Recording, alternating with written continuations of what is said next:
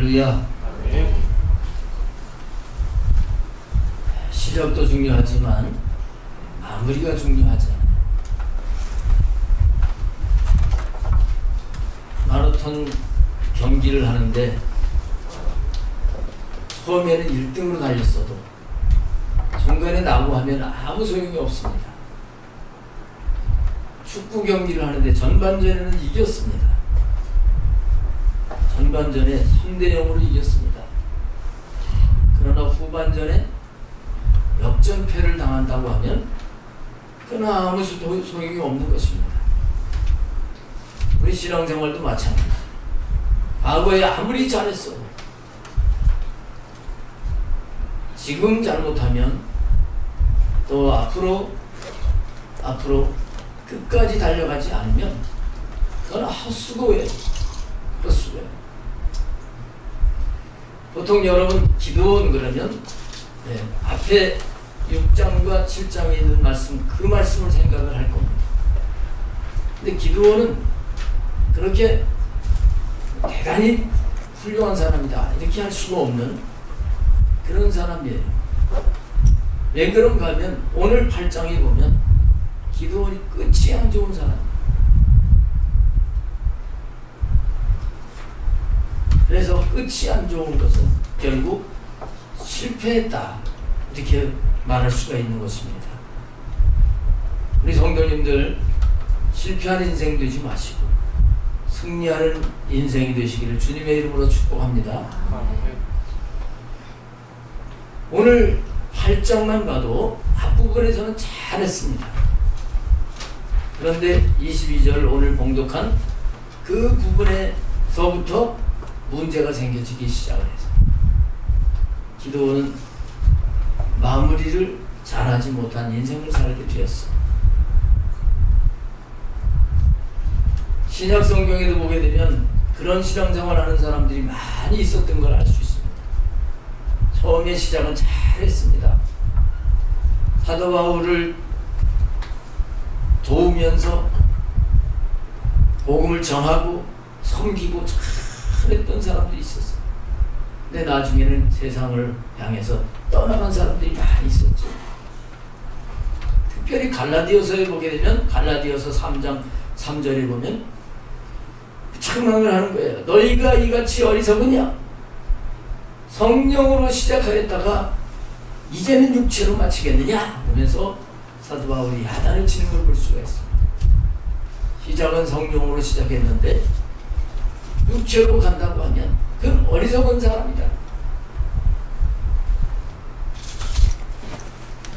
오늘 우리가 이 말씀을 잘 깨닫고 어리석은 삶을 살지 말고 끝 마무리까지 마치게 꼬림할 수 있는 그런 은혜가 있기를 바랍니다.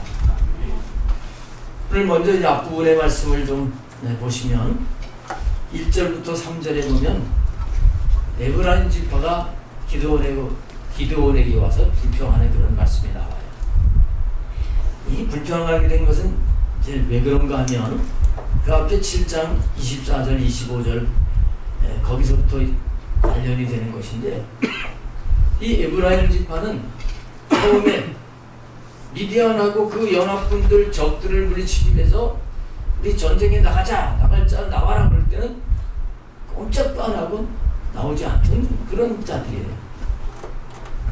근데 300명의 용사를 하나님이 선택하시고 이들을 통해 가지고 그 미디안 적군들을 혼란하게 하고 그리고 이제 막 그들을 죽이고 이러는 상황 속에서 기드온이 에브라임 사람들에게 너희들 저 적군들을 좀 물리쳐라. 그러니까 이제 전쟁이 이제 전세가 우리 승기를 잡은 그때에 이 에브라임 지파가 나와가지고 보게 되면 적장들을 물리칩니다. 두 방백 오렙과 세렙을 사로잡아서 죽였다 하는 그런 말씀이 나와요. 자, 이 에브라임 지파는 이 적장 두 사람을 죽이고서 아주 기세가 등등해졌어요. 그래서 아주 우월감에 젖어가지고 말이야. 지금 큰 소리를 치는 거예요. 기드온에게. 왜 처음부터 우리를 전쟁을 할 때 부르지 않았느냐. 그러면서 싸우려고 달려들었습니다. 사실은 자기들이 처음에 미디안 족속들이 너무 이렇게 적이 강하니까 숨어가지고 겁이 나서 나오지도 않았던 거예요. 근데 전쟁 끝 마무리에 가서 조금 이겨놓고선 이게 이제 큰 소리 치는 거예요. 왜 처음부터 안 불렀느냐? 우리가 이렇게 능력이 있는데 처음부터 불렀으면 멋지게 더 이겼을 텐데, 이러면서 싸우려고 달라붙은 거예요. 자, 이때 기드온이 어떻게 하냐면 싸우지 않고 그들이 화가 난 것을 잘 이렇게 다독거려서 가라앉혀서 문제가 없게 만드는 걸 볼 수가 있습니다. 제가 늘 강조하지만 싸우는 것은 잘못됐다. 다만 한 가지 싸우는 괜찮아요. 마귀하고 싸우는 영적 전쟁은 우리가 싸워야 되죠. 다른 부분은 싸우는 것은 그거는 하나님이 원하시는 게 아니다. 그런 말씀을 많이 드렸잖아요. 지금 기드온이 싸우자고 달라붙어요. 분명히 크게 다퉜다고 1절에 말씀을 하고 있습니다. 그런데 기드온이 그들의 그 분노를 착 가라앉히고 있다. 우리 하나님의 사람들은 싸우지 말고 이렇게 싸울 일도 착 가라앉힐 수 있는 자가 돼야 돼요. 근데 여기 2절 3절 말씀 속에서 기드온이 어떻게 상대방의 분노를 가라앉혔나, 그 비결을 우리가 알 수가 있는데, 그 첫 번째는 뭐냐면 겸손하게 말을 한다는 거예요. 상대방은 교만해가지고 큰 소리로 싸우려고 달려들어도요, 내가 겸손하게 부드럽게 얘기를 하면 싸워지질 않습니다. 어떻게 얘기를 했나 보세요. 내가 이제 행한 일이 너희가 한 것에 비교되겠느냐. 에브라임의 끈물 포도가 아비에셀의 만물 포도보다 낫지 아니하냐. 이렇게 얘기합니다. 기드온이 처음부터 이제 하나님의 부름을 받아서 300명의 용사를 가지고 지금 그 엄청나게 많은 수십만이 들 만한 그 적군들을 막 어지럽게 이렇게 만들어 놨는데, 내가 한 거, 너희들이 한 거 생각하면 나는 뭐 했다고 그렇게 말할 수도 없어. 겸손한 자세를 가지고 얘기하는 거예요. 여러분, 이럴 때 상대방의 노는 가라앉는 거예요. 그리고 여기서 또 알 수 있는 건 뭐냐면 상대방을 인정을 해주는 말을 하는 거예요. 그래, 너희들 잘한 건 잘했다. 그래. 잘했다. 좀 대단하다. 적장 둘이나 죽였으니까 잘했다. 우리들도 잘한 걸 인정을 해주면 싸우려고 달라붙은 사람들이요, 그 꼬리를 내리게 되죠. 근데 보통 싸우게 되면 어떻게 돼요?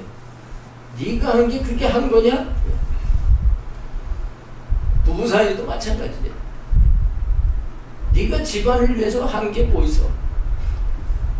살아있는 것만 해도 고마운데, 사실은 살아있는 것만 해도 고마운 거예요. 근데 네가 무슨 돈을 벌어다 준 게 얼마나 되고, 이러면 싸움이 되는 거예요.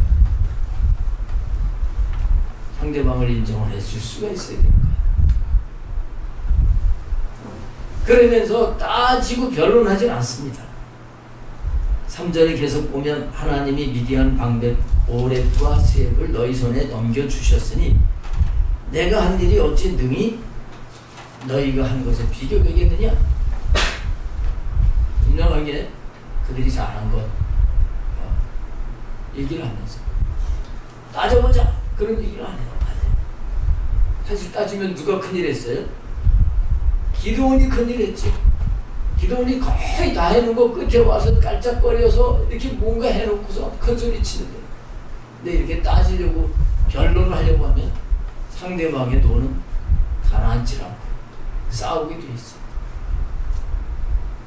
변론하지 말아야 돼. 자, 여기까지 기드온이 잘하고 있죠? 잘하고 있습니다. 에브라임 지파하고 다릅니다. 에브라임 지파는 그 두 방백 이기고서 막 흥분이 돼가지고 우월감에 젖어 있는데, 기드온은 지금 엄청나게 이 전쟁을 되게 이기게 만들어 놓은 그런 장군이 있는데 그렇게 흥분하지 않고 있습니다. 잘했어. 그 다음에 이제 4절부터 보게 되면, 기드온과 그와 함께 한 자 300명이 요단강에 이르러 건너고 비록 피곤하나 추격하며, 이 300명이 이게 이제 하나님 명령대로 다 순종을 하고 적군들이 막 서로 죽이고 막 이렇게 하는 상황 속에서 그 적들을 쫓아가서 다 진멸하기 위해서 추격을 하게 되는데, 피곤했다고 말씀하고 있습니다. 피곤해서. 이 피곤과 함께 무슨 생각이 났겠어요? 그러니까 맛있는 걸 음식을 먹으면 힘이 나오는데, 전쟁을 하다 보니까 때를 걸러가지고 지금 힘이 빠지고 피곤이 몰려온 거예요. 그래서 그가 숫곳 사람들에게 이르러 나를 따르는 백성이 피곤하니 청하건대 그들에게 떡덩이를 주라. 이 300명이 지금 음식을 못 먹어서 전쟁을 해야 되는데 지금 힘이 빠졌다. 먹을 걸 줘라. 이렇게 숫곳 사람들에게 얘기를 했던 겁니다. 근데 숫곳 사람들이 어떻게 반응을 하냐면, 나는 거기 그러면서 기드온이요, 나는 미디안의 왕들인 세바와 살문나의 뒤를 추격하고 있다. 적장은 죽었지만 왕들은 아직 살아있는데 그 왕들 잡으려고 추격을 하고 있다. 이렇게 얘기를 했던 것입니다. 그러니까 숫곳 방백들이 하는 말이, 세바와 살문나의 손이 지금 내 손 안에 있다는 거냐? 어찌 우리가 내 군대에게 떡을 주겠느냐? 지금 추격하는데 니네들이 잡아놓은 거냐? 잡을지 안 잡을지도 모르는데 어떻게 믿고서 먹을 걸 주겠느냐? 이렇게 나온 거예요. 그때 이 기드온이 하나님이 분명히 저들을 우리 손에 잡아주시게 될 것이다. 근데 그때 내가 들가시와 찔레로 너희 살을 찢을 거다. 자, 여기서 먹을 거 안 준다고 원수 갚으려고 하는 그런 자세를 본받기보다는, 여기서 지금 힘이 다 빠진 상태에 있지만 기드온은 하나님이 저 미디안의 왕들까지 붙여주신다는 믿음을 가지고 있는 거예요. 힘이 빠졌지만 내가 나약할지라도 하나님이 힘을 주시면 승리하는 거다. 이 믿음을 가지고 있는 거예요. 확실하게. 그리고 8절에 보시면은 부두엘로 또 가가지고 부두엘 사람들에게 똑같이 얘기를 했는데, 부두엘 사람들도 숫곳 사람들하고 똑같이 반응을 하게 된 거예요. 그럴 때 기드온이 부두엘 사람들에게도 분명히 말합니다. 내가 평안히 돌아올 때 이 망대를 헐리라.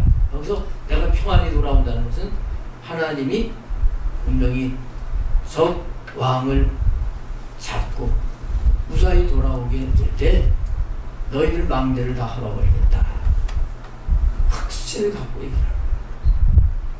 그리고 정말 그들이 먹지 못했지만 피곤했지만 그들이 쫓아가가지고 미디안의 두 왕을 잡았어요. 그리고 돌아오면서 16절에 보면 그 성읍의 장로들을 붙잡아서 들가시와 찔레로 숫곳 사람들을 징벌하고 부두엘 망대를 헐며 그 성읍 사람들을 죽이니라. 말한 대로 이렇게 실행을 했습니다. 자, 여기서 우리는 기드온이 여기까지 정말 하나님에 대한 확신을 가지고 적의 왕까지 다 잡게 되는 것을 볼 수가 있습니다. 근데 여기서 보너스로 오늘 주제하고는 조금 연결이 되지 않지만 요거 상고하고 넘어가도록 하겠습니다. 기드온과 300명의 용사가 이방 족속들을 물리칠 때 배가 고파서 피곤하다 그럴 때 떡을 준다면 그럼 어떻게 되는 겁니까? 하나님의 역사에 같이 동참을 하는 거잖아요. 그렇죠? 동참을 하는 거예요. 여러분, 우리가 내가 직접 싸우지 않더라도 그 싸우는 사람을 돕는다면 똑같은 나중에 상급을 받을 수 있는 거예요.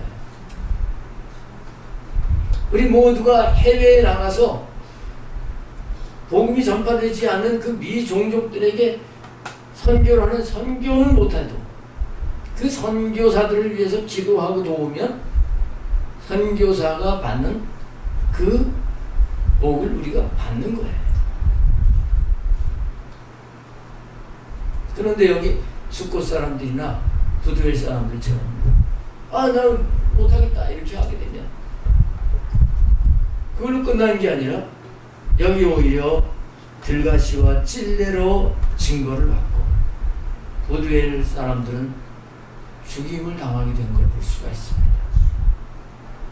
그래서 우리는 선한 싸움을 싸워나갈 때 거기 함께 동참하는 자가 되어야 되는 거예요.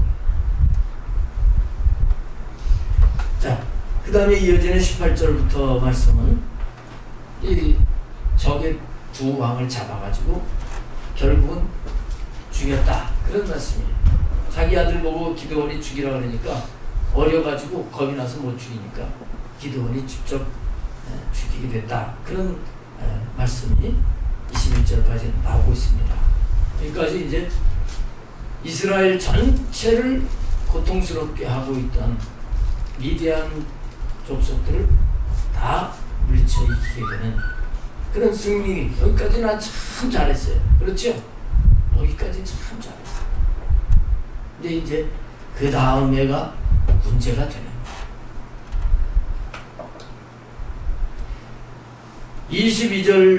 22절부터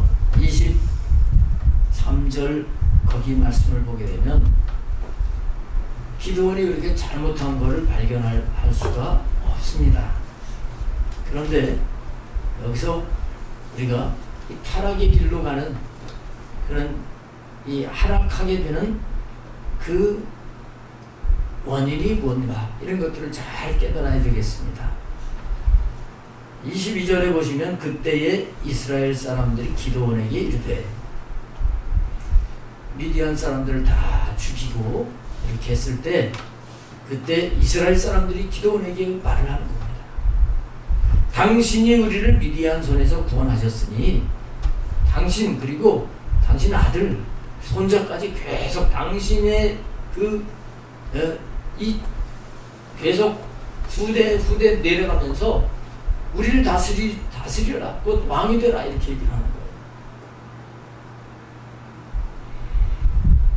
그때 기드온이 뭐라고 하냐면 내가 너희를 다스리지 아니하겠고 나의 아들도 너희를 다스리지 아니할 것이요 여호와께서 너희를 다스리시리라 얘기를 합니다. 자, 기드온이 말하는 거 잘했어요? 잘했어요? 잘했죠? 내가 또 내 아들들이 다스리는 게 아니라 여호와께서 다스릴 것이다. 말을 기가 막히게 했어요. 여러분, 하나님이 다스리셔야 돼요. 인간은 별거도 아니에요. 그런데 문제는 뭐냐 하면 말은 하나님이 다스리신다 이렇게 했지만 실제 삶에서 이 기드온은 그러지 못하는 삶을 살았다는 거예요. 그 증거가 뭐냐? 그 증거가 31절에 나타나는 겁니다. 31절에 보세요. 세겜에 있는 그의 첩도 아들을 낳았으므로 그 이름을 아비멜렉이라 하였더라. 첩을 두고요. 첩이 아들을 낳게 됐을 때 이름을 아비멜렉이라고 지었다. 근데 이 아비멜렉의 뜻은 무슨 뜻이냐면 아비가 아버지라는 뜻이에요. 멜렉은 왕이라는 뜻입니다. 우리 아버지는 왕이다. 아들의 이름을 이렇게 지은 거예요. 보통 자녀의 이름을 지을 때 잘 지으려고 노력을 하지요. 의미를 두고 지으려고 하지요. 믿는 사람들은 기도하면서 이름을 잘 지어야 돼. 저도 목회하면서 이름 지어달라고 해서 이름 지어준 경우들이 있는데 요한이라 이렇게 이름도 짓기도 하고 그랬었어요.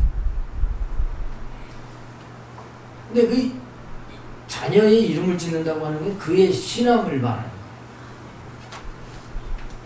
그가 추구하는 게 뭔가 하는 걸 말하는 거예요. 자, 첩을 통해서 아들을 낳아놓고 우리 아버지는 왕이다 이렇게 이름을 지었다고 하는 것은 뭐예요? 내가 대단한 사람이야. 여기 첩 말고도요. 첩 말고 아내만 해도 아내가 엄청나게 많이 있었던 사람. 아마 그런 걸 생각을 하면서 또 전쟁에서도 이기고 이걸 생각을 하면서 기도는 내가 왕이지. 이렇게 많은 부인들을 거느리고 또 첩까지 줘서 아들을 낳았으니까 부인들을 통해서 70명 아들을 낳았어요. 한 명이 70명 낳았을까요? 많이 낳아야 한 10명 낳을 거 아니에요. 거기도 아들만이니까 딸이 한 절반 딸이라 그러면 적어도 아내가 20명은 더 넘어야 돼요. 계산상으로 보게 됩니다.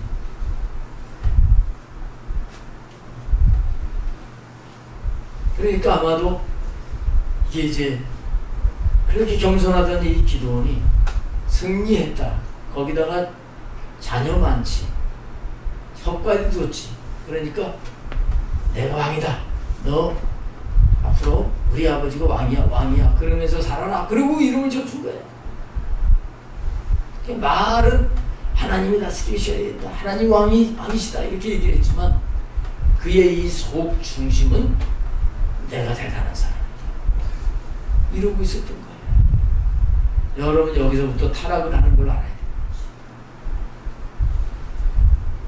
우리 한번 고백하겠습니다. 주여, 나는 죄인으로서이다. 예수 기도에 대해서 말씀을 드렸었잖아요.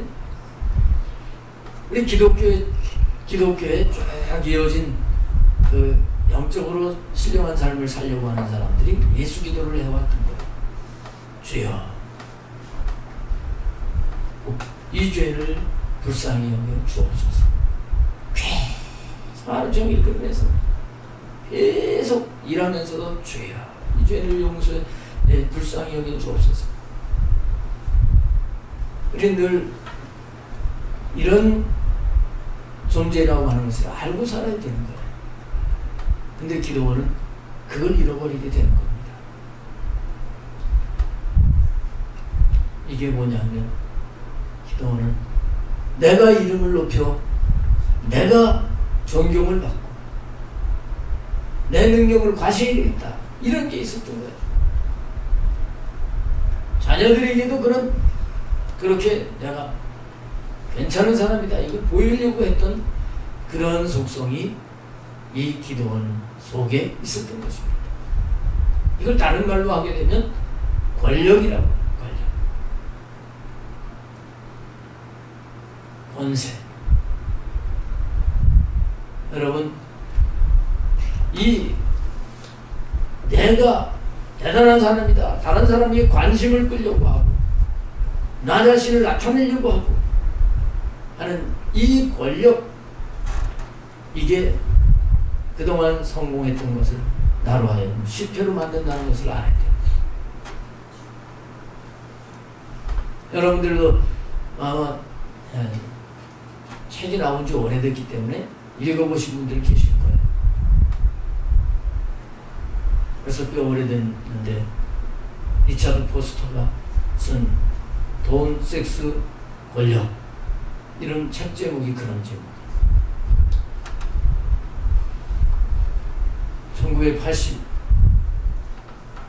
1989년도에 조란노에서 출판된 책인데 그때 당시에 리차드 포스터는 영적으로 어떤 수준인지를 알 수가 없어요.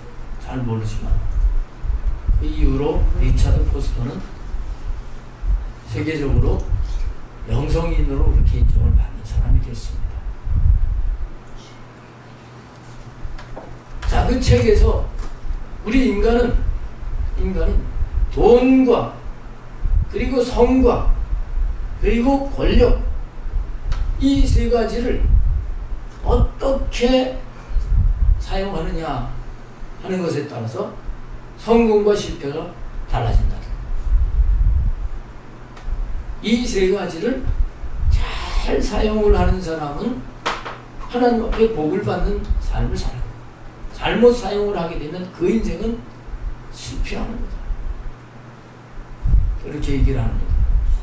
여기 지금 기드온은 권력, 이 권력, 이걸 내세우지 말았어야 되는데 이 권력을 내세운다. 그 증거가 또 하나가 있는데 뭐냐면 이제 전쟁이 끝난 다음에 전쟁을 하게 되면 적군이 가졌던 걸 다 뺏어오잖아요. 모든 물자를 다 뺏어옵니다.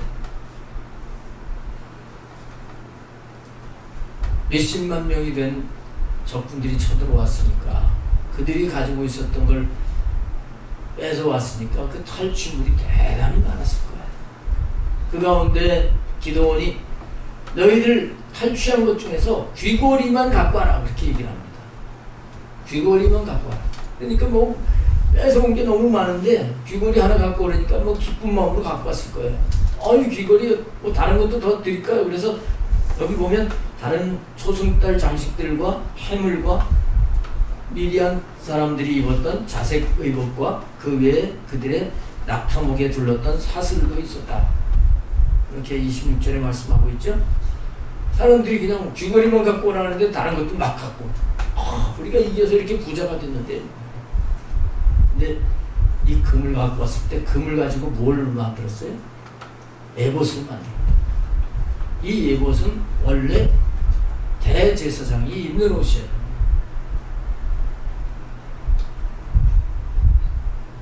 근데 내가 대단한 사람이다 이걸 나타내기 위해서 대제사장이 입어야 될 옷을 자기 입는 건 아니지만 금으로 만든 거예요. 그러니까 사람들이 와 대단하다 그러고 그 에봇을 우상으로 섬겼다는 거예요. 그런 말씀을 하고 있어요. 여러분, 우리가 왜 신앙이 떨어지느냐? 나에게 관심을 가져달라고. 내가 어떤 사람인데 하고 나를 높이려고 할 때 거기서부터 추락하는 걸 알아요. 뭐 대통령이 되려고 그랬습니까? 내가 뭐 국회의원 되려고 했습니까? 나 그런 거 관심 없습니다. 그러지만요. 교회에서나 뭐 집안에서도 내가 높아지려고 하는 이 권력이라고 하는 것 때문에 넘어지는 거예요. 우리는 계속 더 낮아져야 될 줄로 믿습니다. 계속 비우고 낮아지고 그러지 않으면요. 그러면 실패로 가는 거예요. 사울 왕이 왜 실패했습니까? 사울 왕이 아말렉 이기게 되니까 기념비를 세우는 거예요. 자기 이름을 내고 그 하나님이 싫어하셔서 이 사울 왕을 버리시는 거예요. 그래서 우리는 이 권력, 나를 나타내려고 하는, 내 힘이 이런 사람이다 이걸 나타내려고 하는 여기에 속지 말아요.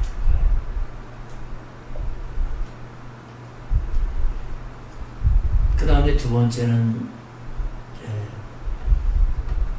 그 리차드 포스트가 얘기하는 대로 바로 돈의 문제, 물질 문제, 그것 때문에 실패로 떨어지는 거예요. 제가 신학교 다닐 때도 그렇고 지금도 아마 그럴 거예요. 신학생들한테 교수님들이 지금도 그런 얘기 계속 할 겁니다. 목회를 끝까지 성공하려면 세 가지를 조심해야 된다. 돈과 여자와 명예. 이거. 이 세 가지를 조심해야 된다. 그런 얘기 하는데. 이 돈. 여기 기도원도 이 돈 때문에 타락하게 돼요. 전쟁을 해가지고 많은 걸 가지고 오게 됐지. 기도원도 많았을 겁니다. 백성들이 귀걸이만 아니라 더 갖고 왔어요.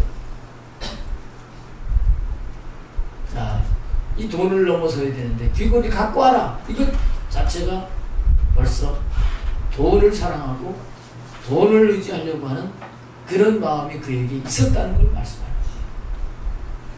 이 귀걸이 하나씩 꼭 귀걸이 하나 해봐야 그 얼마나 돼요. 그래도 사람들이 얼마나 많이 그걸 뺏어왔는지 다 모으니까 얼마큼 됐다 그랬어요? 금 1700세겔이 됐다. 이 1700세겔 지금 감이 안 잡히죠? 이것이 19.4kg 정도 된다. 계산이 그렇게 나옵니다. 금이 19.4kg. 뭐 금을 키로로 가져본 분들이 그렇게 없을 것 같아요. 그냥 돈으로 계산하잖아요. 금반지 1돈쯤, 뭐 돌반지하고 그러면 한돈 그러잖아요. 한돈쯤이라고 하는 게 정확한 표현이잖아요. 근데 한돈쯤이 무게가 얼마예요? 3.75g이에요. 3.75. 그래서 계산을 해보니까 제가 계산을 해봤어요. 어제. 한 몇 돈 되냐면 이게 5,170돈 정도 돼요.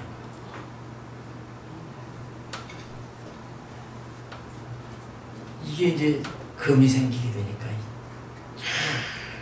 이걸 갖고 뭐 할까? 그래서 이곳을 만든 거예요. 여러분, 돈을 사랑을 하게 되면 떨어지는 겁니다. 디모데전서 6장 10절에서 분명히 말씀하잖아요. 돈을 사랑하면 일만에게 뿌리가 되나. 이 돈을 사랑을 하게 되면 자기 영혼의 상처가 있게 되고요. 그 신앙은 떨어지게 돼 있어요. 우리는 물질을 추구하는 그 삶이 아니라 주님만을 의지하는 삶이 되어야 돼요. 예수님이 분명히 말씀하신 대로 재물과 하나님을 겸하여 섬길 수가 없습니다. 물질을 의지한다고 하는 것은 하나님을 섬기는 게 아니라 물질을 섬기는 거예요. 기도원이 실패하게 된 것은 물질 때문에 그런 겁니다. 나 물질 그렇게 사랑하지 않는데요. 그럴 수 있는데 여러분들이 사는데 열심히 사는 그런 목적이 열심히 돈 벌어가지고 냉장고가 저기 10년 다 됐는데 요즘 맛있는 냉장고가 나오는데 저거 바꿔야지. 이게 목적으로 산다면 그게 돈을 사랑합니다.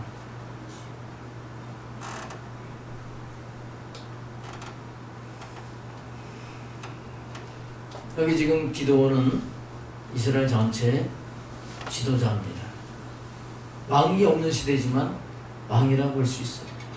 근데 신명기 17장에 보게 되면 왕이 해서는 안 될 걸 세 가지를 말씀하죠. 하나는 병말을 많이 두지 말라. 군대를 많이 두지 말라. 그거는 첫 번째, 이 권력, 자기 힘을 과시하려고 군사와 말 이런 걸 많이 두지 말라 그럴 수 있어요. 첫 첫 번째 걸렸죠. 그 다음에 신명기 17장 17절 말씀해 보게 되면 뭘 말씀을 하냐면 재물을 많이 두지 마라. 재물. 자기를 위하여 은금을 많이 쌓지 말 것. 이걸 말씀을 해요. 이것도 걸린 거예요. 우리는 늘 점검해야 됩니다. 이 물질이 반드시 필요하기 때문에 까딱 잘못하면 내가 이 기도원과 같이 재물을 의지하고 사랑하는 자로 추락을 하기 쉽습니다. 그 다음에 세 번째가 뭐냐 하면 이 30절에 아까 말씀드린 대로 기도원의 아내가 많음으로 그의 몸에서 나온 아들이 70명이었다. 거기다가 또 첩까지 줬다. 이것도 하나님이 원치 않는 삶을 산 겁니다.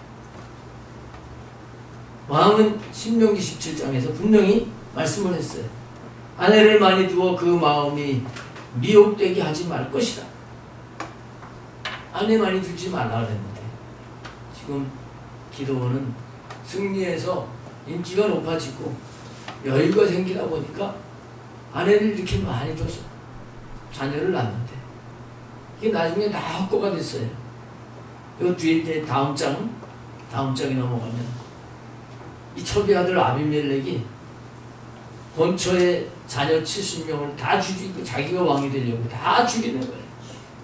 근데 막내 요담 하나만 살아가지고 다 죽이지 못했지만 다 헛거라는 거예요. 우리가 이 땅에 살아가는 동안 이 이성 문제는 항상 걸릴 수가 있는 걸 알아야 됩니다. 이 성적인 범죄를 하게 되면 내 영혼은 실패해 떨어지게 되는 거예요. 그래서 항상 경계를 해야 되는 것입니다. 다윗도 잘하다가 우리아의 아내를 범한 이것 때문에 얼마나 고통을 받았어. 솔로몬도 마지막에 수많은 아내와 섭들을 주고 그래서 솔로몬의 마지막이 추하게 되었고 그 이후로 이스라엘 나라가 어렵게 된 것 잘 아실 겁니다. 오늘 우리들이 성공한 거로 끝나면 안 됩니다. 오늘 말씀을 잘 기억을 하면서 우리가 정신을 바짝 차려야 돼요. 이 기도원이 대단한 사람이 아니었잖아요. 너무나 나약한 사람이었어요.